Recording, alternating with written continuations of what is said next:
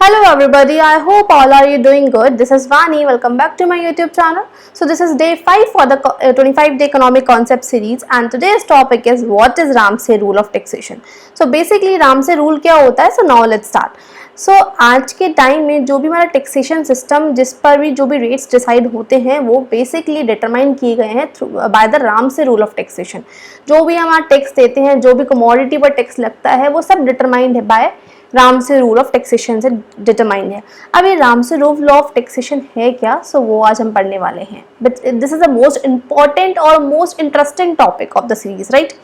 सो उससे पहले हम देखते हैं कि what is optimum commodity tax. Optimum commodity tax मतलब कितना टैक्स हो जिससे ऑप्टिमम कमोडिटी टैक्स कितना होना चाहिए जिससे कि इक्विटी एंड एफिशिएंसी बनी रहे. कि इक्विटी एंड एफिशिएंसी कंसर्न में कितना टैक्स होना चाहिए कमोडिटी के ऊपर. तो इस प्रॉब्लम कंसर्न से जो जिससे ऑप्टिमम कमोडिटी टैक्स हो तो उसके लिए दो फैक्टर्स हमेशा बैलेंस होने चाहिए. तो पहला फैक्टर क्या है? The elasticity rule. Elasticity rule क्या बोलता है? ये बेसिकली ये बेस है रामसे रूल का कि tax commodity with low elastic, जो भी लो इलास्टिक गुड्स है उनके ऊपर टैक्स ज़्यादा हो, राइट? और जो भी इलास्टिक गुड्स है उनके ऊपर टैक्स कम हो. Like for example cigarettes and alcohol, ये लेस इलास्टिक गुड्स है, इन इलास्टिक गुड्स है तो उनके ऊपर टैक्सेशन ज़्यादा होना चाहिए और जो इलास्टिक गुड्स है उनके ऊपर टैक्सेशन कम होना चाहिए. तो ये एक इलास्टिक रूल है जिसके ऊपर ही पूरा रामसे रूल डिटरमाइंड है, राइट? नेक्स्ट है broad based rule. Broad based rule में क्या बोलते हैं कि बेटर है कि हम टैक्स करें वैरायटी ऑफ गुड्स पर, मतलब ज़्यादा गुड्स पर टैक्स किया जाए एट अ लो प्राइस. क्योंकि क्या होता है कि जैसे टैक्स रेट जो है टैक्स स्क्वायर ऑफ टैक्स जो है वो इंक्रीज होता है as compare to dead weight loss. मतलब जितना ज़्यादा टैक्स बढ़ेगा उतना ज़्यादा डेड वेट लॉस भी इंक्रीज होगा. तो क्या इसमें डिटर्मिनेशन है कि हमें बेटर है कि हम ज़्यादा गुड्स पर टैक्स लगाएं लो रेट पर जिससे कि डेड वेट लॉस भी हमारा कम रहे. क्योंकि हमें पता है कि डेड वेट लॉस और टैक्स का स्क्वायर इन डायरेक्ट रिलेशन, जितना ज़्यादा टैक्स होगा उतना ज़्यादा डेड वेट लॉस होगा. तो ये दो प्रॉब्लम्स है, दो बेसिक कंसर्न है जिसके थ्रू हम ऑप्टिमम कमोडिटी टैक्स ला सकते हैं कि कमोडिटी पर इतना टैक्स होना चाहिए जिससे कि इक्विटी एंड एफिशिएंसी दोनों बनी रहे, राइट? तो अब हम इस चीज़ को ही पढ़ने वाले हैं. इलास्टिसिटी रूल क्या है और ब्रॉड बेस्ड रूल हमने देखा कि ज़्यादा चीज़ों पर गुड्स लगाओ जिससे कि टैक्स कम भी रहे और साथ में डेड वेट लॉस भी क्या रहे, कम रहे. सो इससे पहले में एक एग्जाम्पल देखते हैं. नॉर्मली हमारी गवर्नमेंट क्या करती है? नॉर्मली हम क्या करते हैं, टैक्स लगा रहे 10% सारे गुड्स पर कि मिल्क 50 रुपीज़ का तो उसके ऊपर 10% टैक्स लगा तो 55 रुपीज़ का हो गया. राइस 60 रुपीज़ के 10% टैक्स लगा 66 रुपीज़ के हो गया. अब राइस 500 रुपीज़ की वाइन थी, 10% टैक्स लगाया 550 रुपीज़ हो गए. नॉर्मली यही होता है. लेकिन रामसे ने ये चीज़ को मना कर दिया था. रामसे ने बोला नहीं, ऐसा नहीं होना चाहिए. तो Ramsay deny this tax rate. Ramsay ने क्या बोला? Equal percentage change in demand rather than equal percentage change in price. तो यहाँ पर इक्वल परसेंटेज चेंज इन प्राइसेस हो रहे हैं कि हमने सारे कमोडिटीज पर, चाहे वो इलास्टिक कमोडिटी हो चाहे वो इन इलास्टिक हो, सब पर हमने सिर्फ 10% एक यूनिटरी टैक्स सिस्टम लगा दिया है कि सारे गुड्स पर 10% टैक्स होगा, राइट? तो रामसे ने ये चीज़ मना करी. रामसे ने बोला है क्या कि परसेंटेज जो चेंज इन प्राइस है वो इक्वल ना होने के बजाय हमें क्या करना चाहिए, परसेंटेज चेंज इन डिमांड को इक्वल करना चाहिए. मतलब जितने परसेंट से मिल्क इंक्रीज हो रहा है उतने ही परसेंट से हमारा राइस की डिमांड इंक्रीज हो और उतने ही परसेंट से हमारी वाइन की डिमांड इंक्रीज हो. तो उन्होंने इसके बारे में बोला था.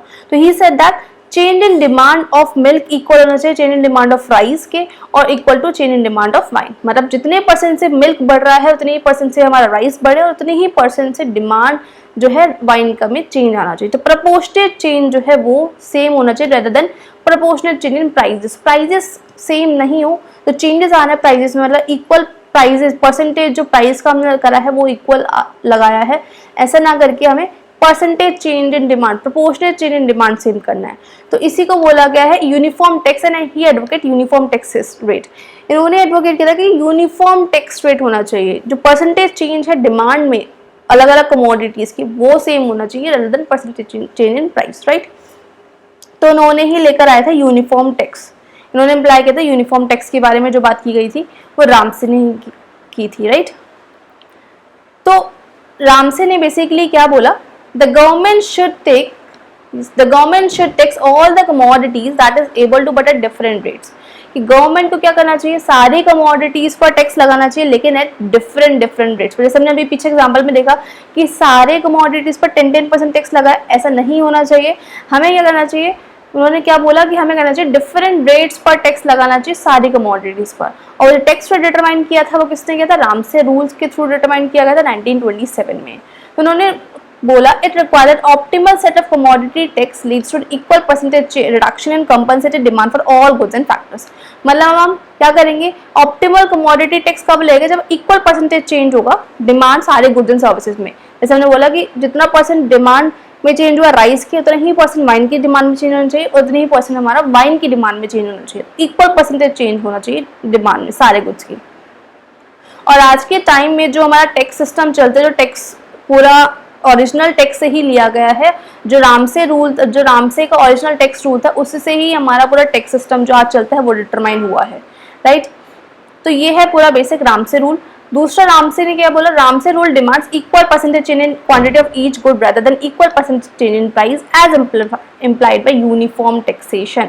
मतलब वही चीज कि उन्होंने बोला equal percentage change in demand. इनका बेसिक मेन ये था कि जो हमने देखा कि prices equal percentage change in price, सब पे 10% टैक्स लगा दो, कुछ भी कमोडिटीज हो, लेकिन उन्होंने इस चीज को मना किया। उन्होंने बोला कि percentage change in demand equal होना चाहिए rather than percentage change in price. इन्होंने इम्प्लाइड किया था यूनिफॉर्म टैक्स के बारे में। तो he show that uniform commodity tax, उन्होंने बोला which does not change the relative price, क्योंकि यूनिफॉर्म कमोडिटी टैक्स सिस्टम होना चाहिए जिससे रिलेटिव प्राइस में चेंज नहीं होगा, इसके बजाय कमोडिटी के मतलब कमोडिटी में चेंजेस आएंगे, इक्वल परसेंटेज चेंज आएगा कमोडिटी में। और अगर हम यूनिफॉर्म टैक्स लगाते हैं गुड्स पर जिसकी कंपनसेटेड डिमांड रिलेटिवली इलास्टिक है, तो उससे रेवेन्यू कम जनरेट होगा। अब देखो ये इलास्टिक और इनलास्टिक का क्या केस है वो हम देखते हैं। तो ये वाली लाइन क्या बोले बेसिकली, अगर यूनिफॉर्म टैक्स रेट लगता है, जैसे मैंने बोला 10% सब पे टैक्स लगा दो, अगर ऐसा होता है तो जिस गुड की डिमांड रिलेटिवली इलास्टिक है उससे हमें रेवेन्यू कम जनरेट होगा। अब रिलेटिवली इलास्टिक का मतलब क्या, ऐसे गुड जिसकी डिमांड इलास्टिक है। इलास्टिक का मतलब कि अगर थोड़े से भी प्राइसेस में चेंज आया तो डिमांड में ज़्यादा चेंज आ जाएगा। अगर सपोज हमारे पास हमने बोला व्हीट या फिर ब्रेड ले लेते हैं, ब्रेड बेसिक गुड है, तो ब्रेड में अगर ब्रेड क्या है, या फिर हम बोल सकते हैं इलास्टिक में हम ले लेते हैं बेसिक गुड्स, ये तो हमारे इनलास्टिक में आ जाएगा एक तरीके से क्योंकि हम डिमांड ज़्यादा से चेंज नहीं करेंगे।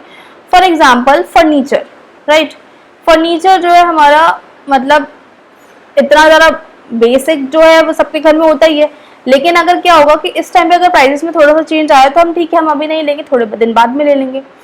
तो अगर थोड़ा सा भी इसमें डिमांड में चेंज, प्राइसेस में चेंज आता है, इसके ऊपर सपोज गवर्नमेंट इस बार टैक्सेस बहुत ज़्यादा बढ़ा दिए हैं, जैसे सबके ऊपर टैक्सेस गवर्नमेंट ने बढ़ाए थे, तो अगर टैक्सेस बढ़ाते तो इस टाइम पे क्या होगा, जो कंज्यूमर्स होंगे अपनी डिमांड ज़्यादा से कम कर देंगे, वो नहीं लेंगे इस टाइम पर। तो उससे क्या होगा, तो गवर्नमेंट को जब लोगों ने डिमांड कम करी तो गवर्नमेंट के पास रेवेन्यू जनरेट नहीं होगा, गवर्नमेंट को टैक्स कौन देगा, टैक्स हम लोग देंगे। जब हम खरीद ही नहीं तो टैक्स कहाँ से आएगा, गवर्नमेंट के पास आएगा ही नहीं, जिससे क्या होगा रेवेन्यू कम जनरेट होगा, जिसकी वजह से एफिशिएंसी भी बहुत ज़्यादा होगी, डिमांड जो है रिलेटिवली चेंज हो रही होगी एज कम्पेयर टू दिस। ठीक है, तो ये बेसिक था कि हमारा कि जो इलास्टिक गुड्स हैं अगर सारे गुड्स पर सेम ही टाइप का टैक्स लगा देंगे, जो इलास्टिक गुड्स हैं उनके ऊपर वही टैक्स लगा है तो उससे क्या होगा, रेवेन्यू कम जनरेट होगा और इनएफिशिएंसी ज़्यादा बढ़ जाएगी। तो ये बेसिक था रामसे के बारे में, तो Ramsey rule of taxation, right. अब जो रामसे रूल जो बेसिक है, रामसे ने बेसिक क्या क्या लाइंस बोली थी वो हम देखते हैं। The goal of the Ramsey rule is to minimize dead weight loss. जो बेसिक मेन गोल था रामसे रूल का वो क्या था कि हमें डेड वेट लॉस को कम करना। अब डेड वेट लॉस कैसे कम होगा, हमने देखा कि टैक्स का जो स्क्वायर है वो डेड वेट लॉस के इक्वल है, मतलब जितना ज़्यादा डबल ऑफ टैक्स जितना ज़्यादा होगा उतना ज़्यादा डेड वेट लॉस होगा। तो हमें क्या बोला, उन्होंने क्या बोला था, इसीलिए हमें ज़्यादा कमोडिटीज़ पर टैक्स लगाना है जिससे डेड वेट लॉस कम हो। तो उन्होंने क्या बोला, इनका मेन एम था कि डेड वेट लॉस को कम करना है ऑफ टैक्स सिस्टम के और रेवेन्यू को ज़्यादा जनरेट करना है। ठीक है, इनवर्स इलास्टिसिटी रूल इन्होंने ये लेकर आए थे, इनवर्स इलास्टिसिटी रूल, जिसके ऊपर पूरा रामसे रूल बेस्ड है। अभी इनवर्स इलास्टिसिटी रूल क्या बोलता है, इसके थ्रू पॉलिसीज बनती हैं। तो उन्होंने बोला it said that tax across commodities so that the ratio of the marginal dead weight loss to the marginal revenue raised are equal across commodities. मतलब टैक्स पूरी को सारी कमोडिटीज पर होना चाहिए और जिससे जो मार्जिनल डेट बेस्ड लॉस और मार्जिनल रेवेन्यू रेज्ड हो, राइट। तो मार्जिनल डेट बेस्ड लॉस और मार्जिनल रेवेन्यू बढ़े और मार्जिनल जो डेट बेस्ड लॉस है वो हमारा कम हो, इसका जो रेशियो है पूरा, तो ये पूरा रेशियो हमारा क्या होगा, कम हो जाएगा। तो गवर्नमेंट को, उन्होंने बोला गवर्नमेंट को टैक्स करना चाहिए ईच कमोडिटी पर inversely to the demand elastic, मतलब गवर्नमेंट को इस तरीके से टैक्स लगाना चाहिए जो कि किसके इनवर्स हो, डिमांड इलास्टिक के। मतलब इनकी मेन लाइन ये थी कि जो लेस इलास्टिक आइटम्स हैं उनके ऊपर ज़्यादा टैक्स किया जाए एंड जो मोर इलास्टिक आइटम्स हैं उनके ऊपर लो टैक्स किया जाए। जो इलास्टिक गुड्स हैं, इलास्टिक गुड्स वो कौन से गुड्स होते हैं जिसके प्राइसेस में चेंज होने से डिमांड में ज़्यादा चेंज होगा, ठीक है। और इन इलास्टिक गुड्स के कौन से होते हैं जिनकी प्राइसेस में चेंज होने से डिमांड में ज़्यादा चेंज नहीं होगा। फॉर एग्जाम्पल हमारे हो गए सिगरेट्स, अल्कोहल, तो इनमें क्या होगा, अगर प्राइजेस में थोड़े से 10 से 20 हो गए प्राइजेस, तो लोग अपनी डिमांड, या फिर पहले 100 थे, 100 से अब 1000 हो गए हैं, पहले 100 थे प्राइजेस और अब 1000 हो गए हैं, तो उससे क्या होगा, अल्कोहल की प्राइजेस में डिमांड में चेंज आ जाएगा, जिसको जो कंज्यूम करता है वो तो करेगा, तो उसकी डिमांड में ज़्यादा चेंज नहीं आएगा। तो जो इनइलास्टिक गुड्स हैं उनके ऊपर टैक्स ज़्यादा लगाओ, क्योंकि उनकी डिमांड में ज़्यादा चेंज नहीं आएगा, तो उनसे तो हमें रेवेन्यू मिलने वाला है। लेकिन जो लेस इलास्टिक गुड्स हैं, जो हमारे मोर इलास्टिक आइटम्स हैं, ये वाले मोर इलास्टिक मतलब वही इलास्टिक, इनइलास्टिक, राइट। और जो लेस इलास्टिक आइटम्स है उनके ऊपर हमें क्या करना चाहिए, कम टैक्स लगाना चाहिए। जैसे यहाँ पे लिखा लेस इलास्टिक आइटम्स, जो ये अल्कोहल वाले हो गए हैं, इनके ऊपर हमें ज़्यादा टैक्स लगाना चाहिए। जो मोर इलास्टिक है, मोर इलास्टिक का मतलब क्या है कि प्राइजेस के थोड़े से ही चेंज होने से डिमांड में ज़्यादा चेंज आएगा, कि प्राइजेस सिर्फ 10 से बढ़े थे लेकिन डिमांड हमारी एकदम से, फिर हम बोलते थे प्राइजेस सिर्फ 100 से बढ़े थे, डिमांड एकदम से हमारी 50 से कम हो गई, राइट। तो ऐसे गुड्स के ऊपर कम टैक्स लगाना चाहिए, राइट। तो ये था बेसिक रामसे का जो लाइन थी कि इनवर्स इलास्टिसिटी रूल को फॉलो करो, जिससे हमारा डेट बेड लॉस भी मिनिमाइज रहे। इसमें एग्जाम्पशन क्या है, ग्रॉसरी फ्रॉम द आइटम। अब देखो हमने बोला कि ग्रॉसरी क्या है, ये भी हमारा क्या है, लेस इलास्टिक गुड्स। अगर डिमांड में थोड़ा सा चेंज आएगा, प्राइसेस में थोड़ा सा चेंज आएगा, हम डिमांड तो उसकी कम नहीं कर सकते बहुत ज़्यादा से, क्यों, क्योंकि बेसिक है। तो इसके ऊपर एग्जाम्पशन की गई है, एग्जाम्पशन रखी गई है कि रामसे की, कि जो ग्रॉसरी आइटम है वो रिलेटिवली इन इलास्टिक है, लेकिन हम उसके ऊपर हमारा कम ही टैक्स होना चाहिए, राइट। तो ये था पूरा रामसे रूल के बारे में। और उन्होंने अज्यूम किया डिफरेंट गुड्स जो हैं वो अनरिलेटेड हो, यहाँ पे क्रॉस प्राइस इलास्टिसिटी और डिमांड को जीरो रखा गया है, जीरो इनकम इफेक्ट को माना गया है। रामसे रूल का जो बेसिक फॉर्मूला है वो ये है, मार्जिनल डेट बेट लॉस अपॉन मार्जिनल रेवेन्यू, जो कि लेमडा के इक्वल होगा, दिस इज लेमडा। और टैक्स रेट जो हम निकालेंगे वो कैसे निकालेंगे, lambda upon elasticity of demand. Lambda upon elasticity of demand मतलब कि जब टैक्स रेट बढ़ेगा तो हमारा डेट बेट लॉस बढ़ेगा, और इलास्टिसिटी ऑफ डिमांड से इनवर्स रिलेट करता है टैक्स रेट। जितना इलास्टिसिटी ऑफ डिमांड ज़्यादा होगा उतना टैक्स रेट कम होगा, और जितना इलास्टिसिटी ऑफ डिमांड कम होगा उतना टैक्स रेट ज़्यादा होगा, या फिर हम बोलते हैं tax rate equal to 1 upon elasticity of demand. तो ये है पूरा बेसिक रामसे रूल के बारे में। So I hope you all are understanding well. So thanks for watching, and don't forget to like and subscribe my channel and stay tuned for this series. So thank you.